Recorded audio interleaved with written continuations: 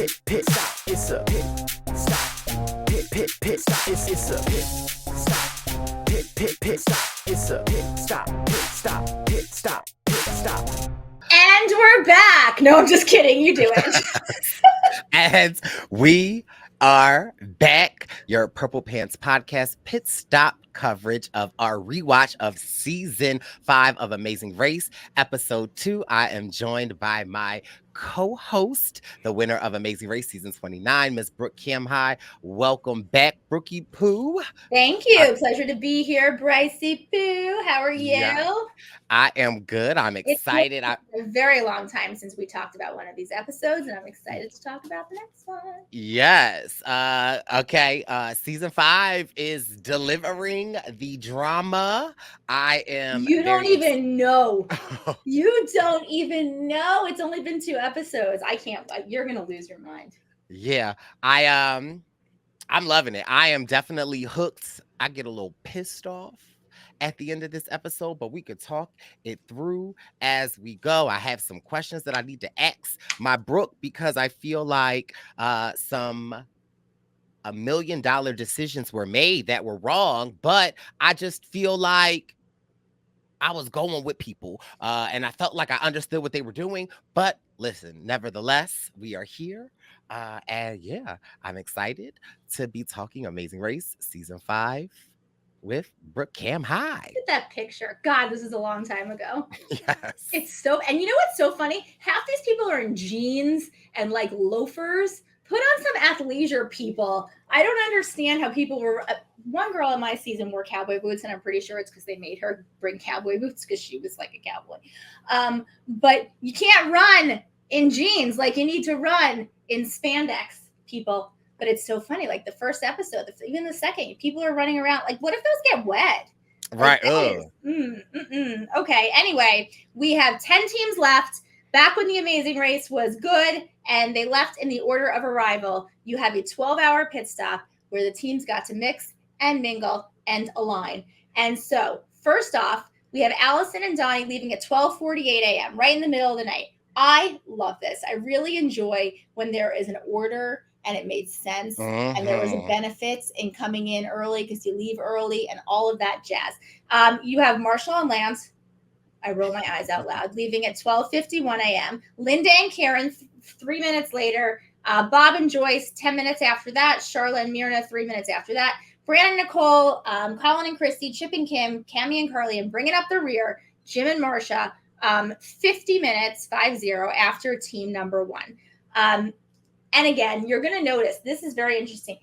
Teams now have to drive themselves again. This is the second leg where they're driving themselves 75 miles. This is not like down the block. To find the Shake Mega Disco.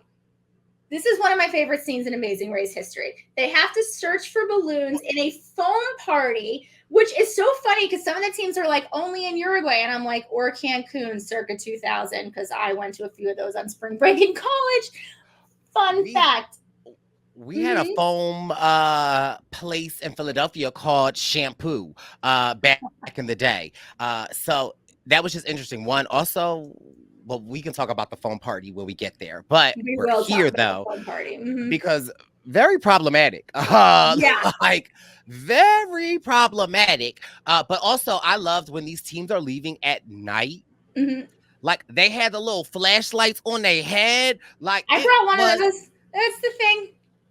It was crazy. Also, it's just like the way some people communicated to each other, like Allison and Donnie, crazy. God, they hate each other. I don't even know how they were in the same room at the same time. I really thought they were going to come to blows. But as they yell at each other as they go, but they go and they get there. Marshall and Lance are in second. Karen and Linda are having fun and adorable and decide they want to open their own foam party in, I don't know, California or wherever they're from. Bob and Joyce. Bob is like, show your muscles. And she's all, I'm muscly. Like, they're just very, very cute. Christy says, Colin and I are very competitive. And I think this is foreshadowing. You haven't seen it yet. You will. Cammie and Carly and Chip and Kim are working together. This is important to note because they're working together to navigate. And they immediately decide they're going to form a little alliance. Two 2 seconds later, it's the middle of the night, and they lose each other. But again, first red flag in my book was the twins were like, they lost us. Like No, you lost them. That's fine. right, you lost them. Yeah. Why are you trying to say that they lost you? So what I just did not like immediately was as if like now Chip and Kim are like dishonest to the twins. Like, oh, they lost us. Like, girl, you lost. You are behind them. It's the middle of the night. Not that many cars Right. are out. It looks like y'all are in a wooded area. So Keep up. that pissed me off. Right. Okay, so Linda and Karen find it so fast, and they're first. They go inside the foam party. They're having so much fun. They find what they need. Allison and Donnie get their second. Marshall and Lance get their third. Marshall and Lance make a comment. Girl. These people are useless foreigners. Excuse me, sir. Buddy, you're the useless foreigner. Like, this is their country. Like, have some respect for the locals. Absolutely not okay. Never okay. You're in their world. You're the foreigner, and your ugly is showing. That's not okay. First of all, you go up to them and say, do you speak English? Okay, so one, you don't even speak the native tongue. And then they're like, well, I don't know where it is. And then useless foreigner. Your big back self are the foreigner. Like, I want to pop him in his little big Your old ignorance is showing, Marshall. Not a fan. Cammie and Carly find someone to follow there because this is a thing that used to be allowed. You could literally pay someone to take you where you need to go. And then Brandon and Nicole show up. It's a great rule. The rule as it stood for us was you could ask them where you're going. They could not lead you, but they could point you exactly where you needed to go, but you could not follow them. So when we were in Chicago at the end of our season, we found someone and they're like, I'll take you. And I'm like, you're not allowed to take us, but can you like point us exactly and maybe walk behind us and tell us how we're doing? Like, it's kind of funny. Anyway, Brandon and Nicole then show up at the phone party. Jesus is not with them because Nicole full on gets accosted by locals, like in the soap, and she's not comfortable. This happens to a couple of the women where they try to like kiss them or get close to them. Everyone comes out unscathed, but it's not a particularly comfortable situation. And it happened. It does happen in later seasons a little bit, but this one was very in your face. Yeah, that was just kind of bizarre. Again, 2004 doesn't make it right, just like as a culture, but like, not you trying to like SA women on camera like that, like was like, first of all, kiss me. But like, yeah, that, okay, because I would have been up in there. But yeah, that was like hard to, like, they're clearly saying no. But I do just want to say they're probably like young adults. It's 2 o'clock in the morning. Yeah, right. Alcohol is probably involved at a phone party. It's not okay. I'm not saying not it's okay. But like, I understand. But I see how it happens. Right. But like, yeah, it was like kind of crazy. Also, it's like, Amazing Race, where is your security? Oh, they're there. They're definitely there. It's fine. Everyone's fine. Colin and Christy find it quickly. Charlotte and Mira, this is my favorite part of the entire episode. Stop and ask some prostitutes where they're going. It's amazing. With their put on ridiculous accents, ask the prostitutes if they know where the Shake Mega Disco is. And then Myrna's like, we can't bother them. They're working. It is so funny. It's just such like a beautiful moment of understanding, sex work is work, positivity, blah, blah. And fun, but also like, this is who's around and this is who they can ask. And they find it and I love it and it cracks me up. Kim I also love they ask they're driving and they're like, well, she has a disco shirt on. She's probably going to the disco. And then the girl just ignores them. I'm like, they're the best duo ever. I love them. Duo. Kim also gets accosted inside the mega disco, but she can handle herself and holds her own. Jim goes, you got to go to Uruguay to go find a phone club. And I say, no, you don't. And you don't, because there's one in Philadelphia. There's a lot in Cancun. I have memories. And then Charlotte's inside. She's busting these balloons open. They find what they need. And yeah. So the clue inside the balloon says, drive yourself 100 miles now to Colonia de Sacramento and take a ferry to Buenos Aires, Argentina, and find the grave of Eva Perón. I, of course, paused the episode to sing a refrain of Don't Cry For Me, Argentina, and then I turned the episode back on because Evita is one of the best musicals ever, and they're finding her grave. So, don't cry for me, Argentina. I love you so much. This is where the episode starts to get juicy. Mm-hmm. Now, I want to know because Jim and Marsha are on the boats, and they are saying that Karen and Kim told them that when you get on land, Linda the ferry, Linda and Karen, sorry, only That's episode okay. 2, I'll get it, that they have to exchange the money because like people won't take the US dollar. Now, mind you, me as an experienced traveler and especially when you go to like South America countries, like the US dollar is a lot stronger than their currency. So the US dollar is preferred 9 times out of 10.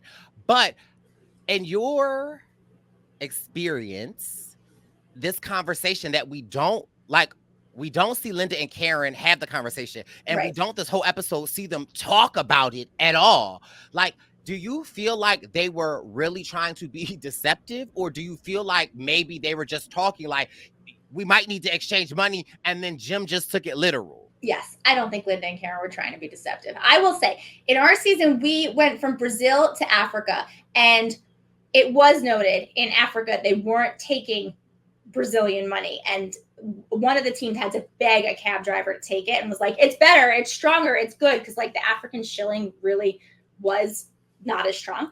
And there was like a whole begging, and it happened, and it worked out. Well, it didn't work out for that team. They went home. But it was something that was real. If you don't see any other teams waiting to exchange money, get the hell out of the airport. I don't know what you're doing. Like, I honestly don't think Linda and Karen have a deceptive bone in their body, so I don't think they were trying to mess with anybody. I think they were sort of having a conversation that Jim and Marsha overheard and were like, let's exchange money. If you're on that line and nobody else is there, get off the line. Anyway. So, but I also feel like I felt bad for them because I'm pretty sure that they're like, the teams are going to like try to go pay and they're going to be stuck. And so while we might be in line killing some time, this might pay off in the end. It doesn't.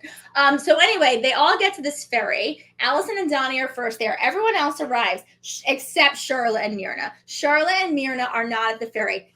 Then, in the best twist, when Charla goes to the ferry person. No, Myrna goes and says, we have an emergencia in her, whatever accent. I don't know where it's from.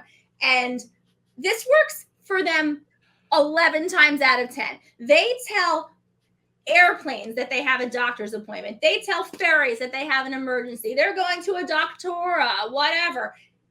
They hold the boat. They take the platform back off the boat so that Charlotte and Myrna can get on the boat and everyone is back even again. And the teams are pissed. Well, understandably. Understandably, but also it's like the teams are like, they wanted them to be left behind. So it's like, whew, we can like have an easy leg and they'll just go home. But they were pissed. And we had a moment on a ferry. The reason that I stayed in the Amazing Race is because one team missed a ferry in Zanzibar, and I was begging that boat to leave. I didn't know what was going to come next. It was make a ladle from a, whatever piece of metal and nothing. And I had a real problem with that. Had another team not been left behind, we would have gone home that day. I'm sure of it.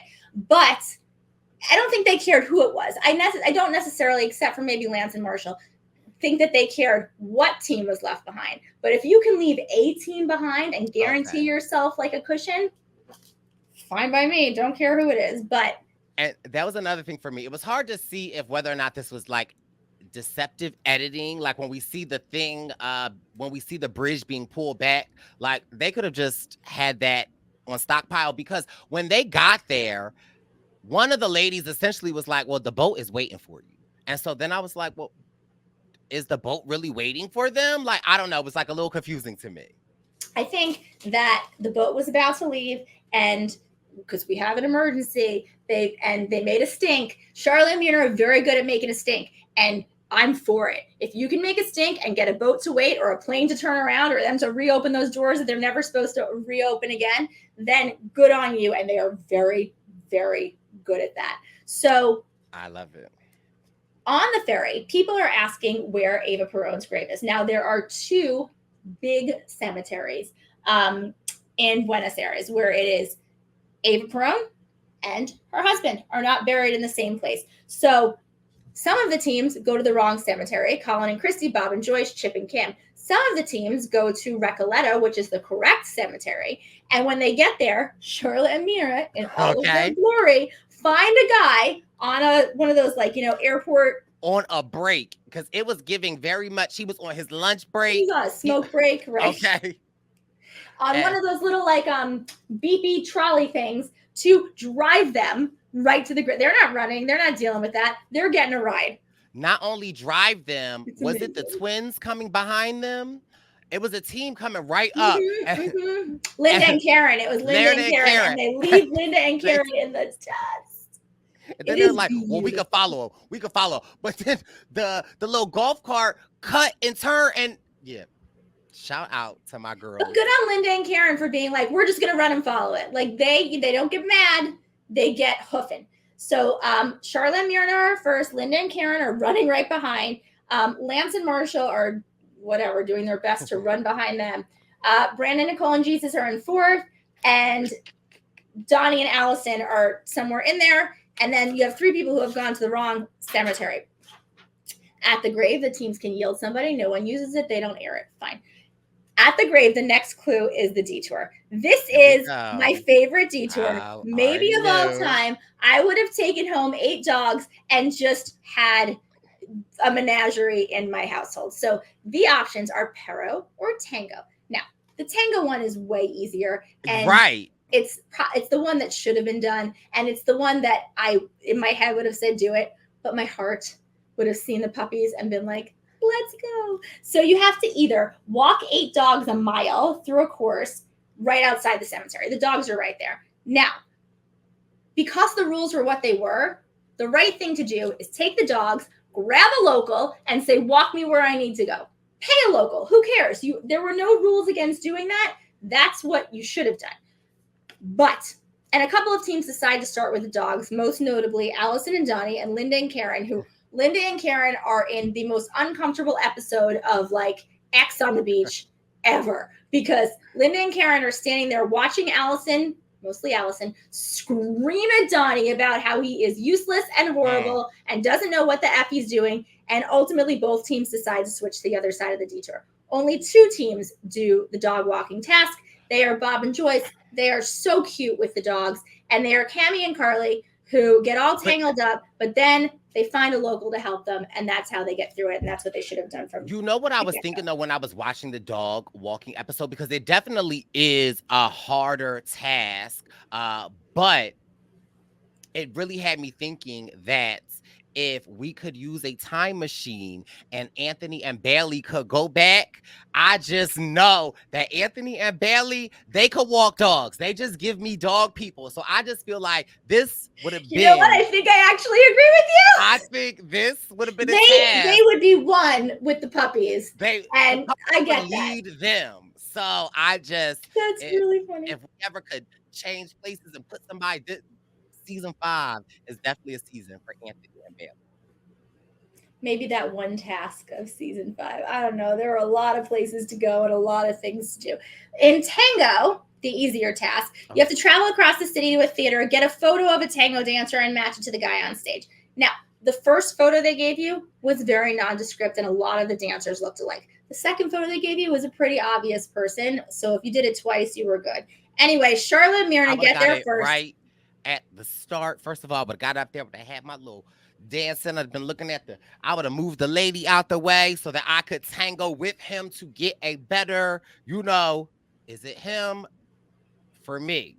You would have pulled a Myrna, because once Charlotte and Myrna get it, Myrna decides to do a little tango. I really, honestly, for as much as other teams are against them and thinking they're annoying and horrible, they are taking the moments to enjoy the race. She wants to go gamble more. She's doing a quick tango. I'm for it and with them. And they get in and out first. Brandon and Nicole and Jesus get it. I should stop saying that. Get it second. Get it right away. Then you have Marshall and Lance who also get it immediately. Allison and Donnie have left the dogs on the side of the road and have gone to the tango, and they are now in fourth. They get it on their first try. Jim and Marsha in fifth, Colin, Christy in sixth. This is everybody on the tango side, by the way. Linda and Karen, who have switched, now get it in seventh. And teams 8 and 9? No, there has to be more teams than that. Anyway, the last teams, Cammie and Carly, Bob and Joyce, they walk the dogs. They get through the dogs. Anyway, but they're in the back of the pack. At that point, teams need to make their way to San Antonio Day, whatever, and find the station for their next clue. They can get there by bus or they can get there by taxi. I love when The Amazing Race gives you options.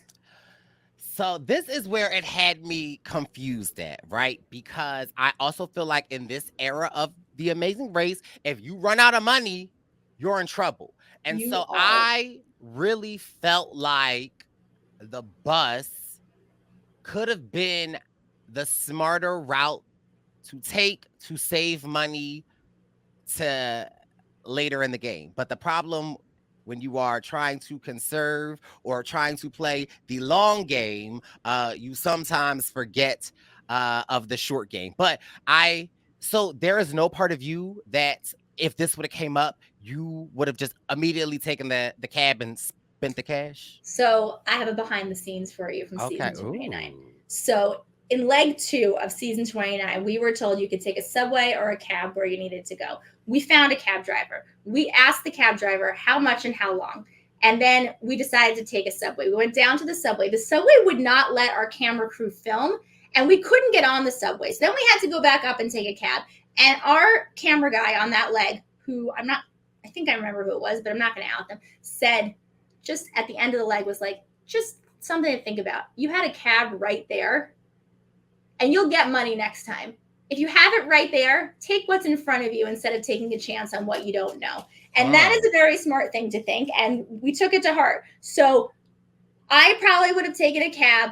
I was very much, we can't spend money on everything. Scott was allowed 1 cup of coffee at an airport if he wanted it. I don't drink coffee, so I didn't have it. I got myself like an apple juice or whatever, but that's it. Like there were teams who were like, I'm buying this, I'm eating that, I'm getting a souvenir. And we're like, you are dumb, save your money.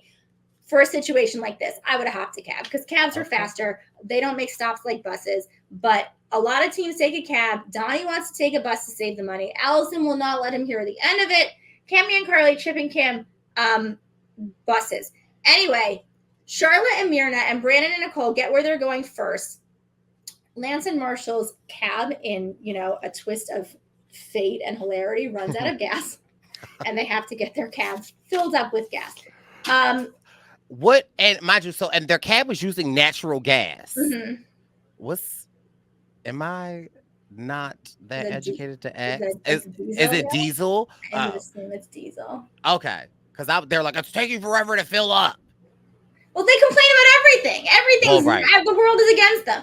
So the next thing that happens. Random story though. Yes. When I was like, I want to say 12, 13, on Saturdays would be like my mom's grocery store day. Mm-hmm. And she would go to like this place called, shout out to Barb. And she would go to this place called Produce Junction, where it's kind of like a farmer's market, but it was not really a farmer's market, but it had everything that a farmer's market would have. And so like we would go to the grocery store. None of my brothers wanted to go grocery or food shopping with my mom because it would be like a 2-hour event. But I always would get up Saturday because I would go grocery store shopping with my mom. Then we would go to Produce Junction. Then across the street from Produce Junction was a 7-Eleven and then a gas station. And so we completed all of the tasks. I used to always want to go to 7-Eleven because I could get a hot dog and a slushie. And then we went to the gas station and I was like, can I pump the gas? Can I pay? Can I pump and pay? And so my mom's like, sure.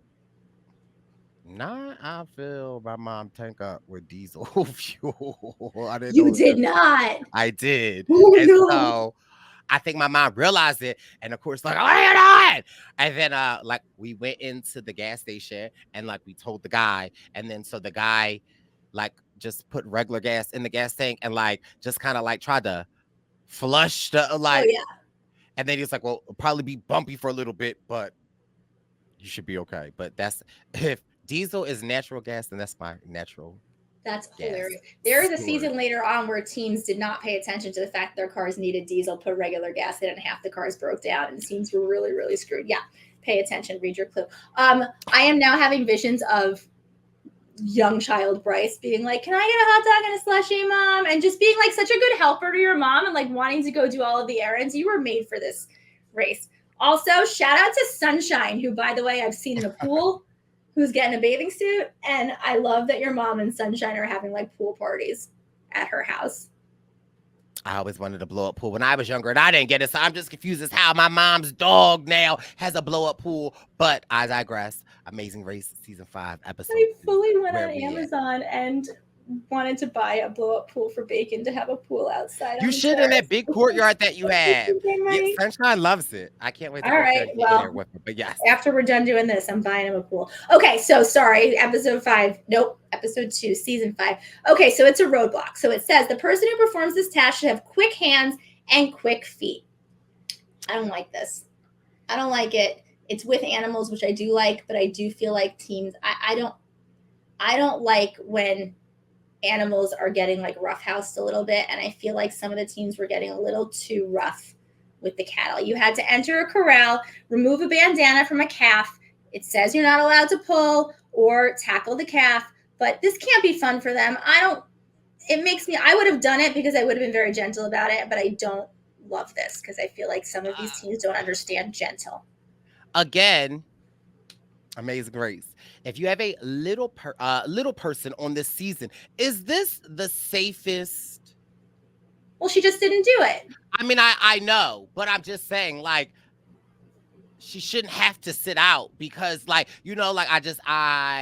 task should be that everyone can compete. Well, you'll remember it happened with Todd, one of your favorites. It also happened in another season. There are tasks where it says someone under this weight limit, someone under this height has to do this task. If you weigh more or are taller or whatever, you can't do this one. So I remember it happens the other way around. And Akbar couldn't do the mountain cliff climbing thing, and my girl Sherry had to do it, even though he wasn't that supportive. But shout out to Sherry. I like them. Okay, so in season 5, there were no rules on how many roadblocks a team member could do. I'm really glad this rule was changed. But it's sort of okay then because Myrna had to do this one because Charlotte's like, I don't have fast, like I just can't. Whatever. Right. But she wasn't mad about it, and it is what it is. So Brandon and Nicole get there first. Brandon does it very quickly. Charlotte and Myrna are second. Myrna says she's afraid of the cows. And then and once they're done, you have to take a carriage to the pit stop. Myrna and Charlotte are the only ones. They ride up front with the driver. They don't actually sit in the carriage. Like, they're just ridiculous, and I love them. Jim and Marcia get it very fast. Marcia does it I know you don't like her, but she did it very, very fast. And they're done quickly. Linda and Karen also very fast. Karen's a monster, and they are in 4th. And then you have Bob, who goes in there and just very nicely takes the kerchief off of the cow. Colin goes in there. I thought he'd murdered the cow, but he didn't. He did it very nicely. And Lance, I don't know how he does it quickly. They don't do anything quickly and whatever, but he does it. And then you have Chip, who lunges, literally throws his entire body in front of a calf and gets it. And Cammie and Carly, Cammie gets it 9th. Tell me what your thing is. So let's talk about this, right? Because before we get to this cattle and Allison and Donnie are last. Continue. Right. At the other place, when we have to get a cab, right? Chip and Kim and the twins are waiting for a cab. I love this. Yeah, and this is where my even more disdain for the twins come in at, because I feel like at the top of the episode, Chip and Kim and the twins was helping each other, and then I felt like the twins was like, oh, they left us, like, saying, I just feel like insinuating that like Chip and Kim are deceitful. Now, here we are, Chip and Kim feel like they are at the end. It's these last 2 teams, as well as the twins. A cab comes, Chip and Kim both get in. Chip and Cammie both get in. Chip and One Cammy. twin, right. And Chip get in. And I love that I neither will get out. I am loving this. Neither wants to get out until another cab shows up and they can both go. And good, because I thought Chip would have been like chivalrous and got out of that cab. no. And I'm for it, because make another team wait too. Yes. And for me, though, I would have made the twins get in the other cab, because I feel like you have to get your bag out and put it in the trunk. It gives you a lead. However, Chip and Kim get in a cab and they tell their cab to go, go, go, go, go. And they do. But this is what I don't like about the twins, where the twins, like, that side of Chip that we saw, we didn't like. And again, for me, I understand it's 2004, and I'm not saying this is what they were implying, but for Chip to be the only black man on this show, and for y'all to be like, I didn't like that side of him that came out, we're going to look at him differently. First of all these other teams out here that are playing hardball, did you say that with what's his name, Brandon, at the airport? And for y'all to say that about Chip, that you didn't like how he played it, well, you didn't get your behind out the cab either. So what does that say about you? And I also just love Chip and Kim, because in their cab, they're not even thinking about the twins. They're like, we have to do what we have to do. Again, I will say, you'll see it. I won't tell you when and where, but Chip does make it a point to ultimately help them again and come back and say, okay, now we're even, like, stop hating on us. And then the girls are like, okay, you've redeemed yourself. And I'm like, shut up. He never needed to redeem himself. Right. They're great. Chip and Kim are wonderful, but whatever. Anyway, when you're done with the ripping a kerchief off of a poor baby cow's neck, you have to hop in a carriage, a horse-drawn carriage, and get yourself to the pit stop. Charlotte and Mira sit up front and, like, hug the driver. Tell me what your thing is. Another thing is, I feel like it's 2004, so I'm hip to the editing, right? Because the edit would have us believe that, like, Chip and the twins are behind, right? And this is weird to me that when the twins get up there, like, and they play the music and the twins are like, oh, we're last. But when they're leaving, you can hear Allison say, there are the twins. Like, there are the sisters. And so it's like, if they can say and see that, then the sisters would have to know that Donnie. I mean, if they were paying attention. I mean, I will say, race blinders are a very real thing. Sometimes you don't even know what's around you or what's going on. And just because you hear it on the microphone doesn't necessarily mean they were, you know what I mean? Like, it's possible. I get it. I see what you're saying, but they didn't necessarily know they were behind them. Brandon and Nicole +1 check in first place. Charlotte, he talks about Jesus so much. Like, I feel like is an honorary member of Team Brandon and Nicole, and I'm okay with that. Look, if Jesus were on my team, cool by me. Charlotte, is it baby Jesus or is it adult Jesus on a team? I don't know. You're gonna have to ask Brandon. I don't know what version of Jesus he sees or plays with. Charlotte and Myrna come in second. Myrna hugs Phil one more time. It's so funny because Phil's like, all right, like, bring it in. Right. This does not stop. Jim and Marcia come in third. Linda and Karen, it's okay. They're not bad people. Linda and Karen come in fourth.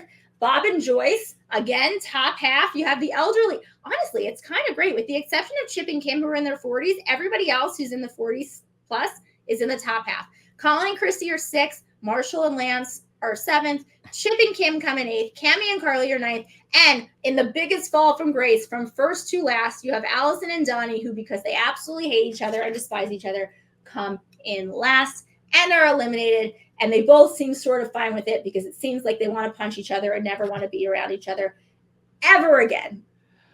Yeah, it's crazy. And again, we love Donnie. Donnie, I don't know either of them. I'm sure they're both great. Like, I can't, I've not met them, but I do know that she went on to be a Big Brother All-Star, and he is now the head of sales for some supply chain company. And I did read, and I sent along to you, I don't know if you got a chance to read it. They did an interview, like, right after they were kicked off the race. I don't think I've ever seen an interviewer more uncomfortable in interviewing previous contestants on anything. Their disdain and despise for each other is so evident. Did you read it? It's just I so read like funny. like half of it, and I was like, why would they even? First of all, I wish it was on YouTube and not written, because I would have Right. loved to see the video version Well, of them 2004, right? going back and forth. She's like, all my ex-boyfriends reached out to me and was like, why wouldn't you have done this with me? Why'd you do that with him? And I had to, and he's like, good luck to them. And the interviewer's like, where are you guys now? And she says, I moved 5 states away just to be away from him. He doesn't even know where I live. And his response was, he doesn't even care where you live. Like, it's just, the two of them this is a couple that probably never should have been. I didn't watch her season of Big Brother, but apparently there were some issues about her like cheating on him, and then they got back together, and that was probably a mistake. And I hope they're both very happy and healthy in whatever relationships they are in this day. Right. Yes. I think them as a team kind of proves my point in this new era of Amazing Race, where I'm like, outside of Ricky and Caesar, because we know that they aren't real people, they are superheroes. Teams in the beginning that like win if I'm on the Amazing Race, I am not trying to win the first leg.